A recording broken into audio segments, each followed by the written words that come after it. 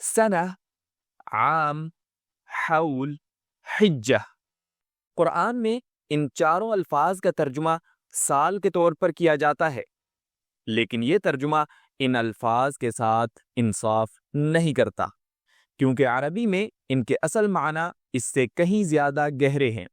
تو آئیے دیکھتے ہیں کہ اردو ترجمے میں ہم کیا کچھ کھو دیتے ہیں۔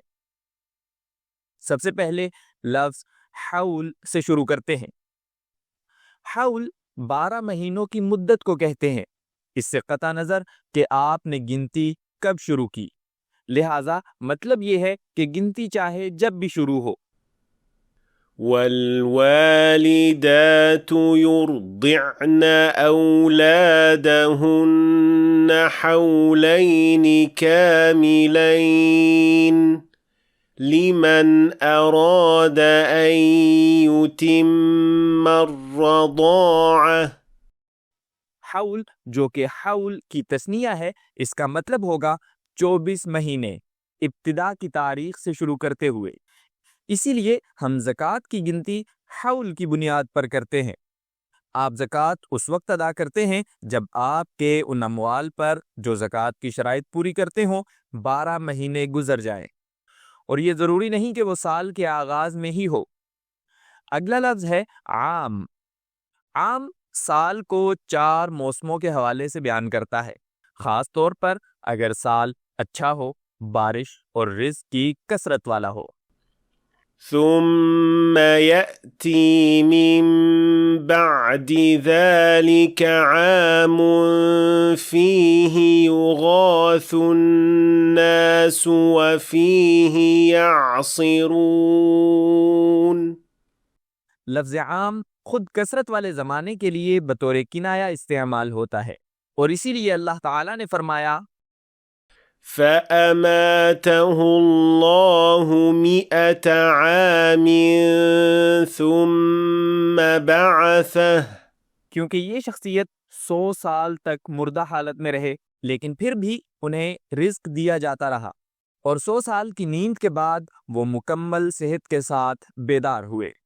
اور قرآن میں اس استعمال کو واضح کرنے والی بہت سی مزید مثالیں موجود ہیں، لیکن بعض سیاق و سباق میں عام کا مفہوم غیر جانبدار بھی ہو سکتا ہے، یعنی عمومی معنی میں سال کے طور پر، جیسا کہ ہم اس آیت میں دیکھتے ہیں۔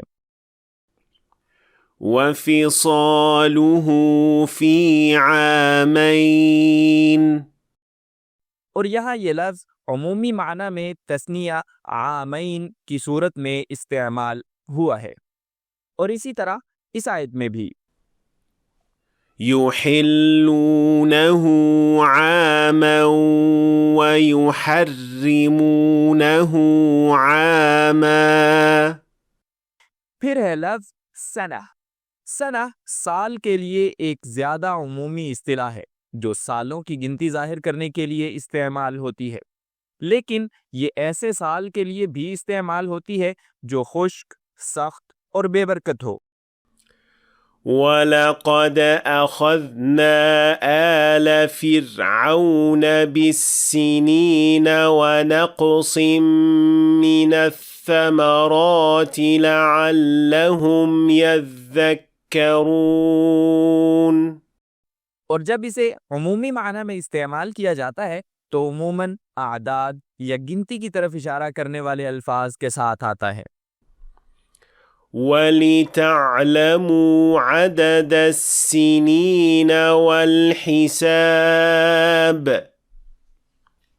فَضَرَبْنَا عَلَى آذَانِهِمْ فِي الْكَهْفِ سِنِينَ عَدَدًا، تاکہ سال کے لیے ایک عمومی مفہوم ظاہر کیا جائے۔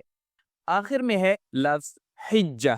یہ اس سال کو کہتے ہیں جو حج کے موسم سے لے کر اگلے حج کے موسم تک ہو، اور چونکہ حج کا موسم زائرین کے کسی جگہ عارضی قیام سے متعلق ہوتا ہے، اللہ تعالیٰ نے یہ لفظ ایک خاص پیغام پہنچانے کے لیے استعمال کیا۔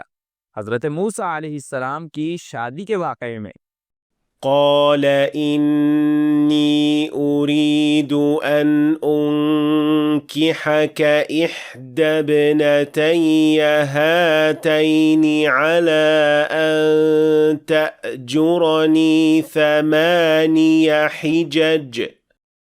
اللہ تعالیٰ نے لفظ حجج اس لیے منتخب کیا تاکہ یہ ظاہر ہو کہ مدین میں موسیٰ علیہ السلام کا اس کام کے لیے قیام عارضی تھا، بالکل اسی طرح جیسے حج کرنے والے زائرین کا قیام عارضی ہوتا ہے جو واپس اپنے گھروں کو لوٹ جاتے ہیں، اور یہی کچھ موسیٰ علیہ السلام کے ساتھ بھی ہوا۔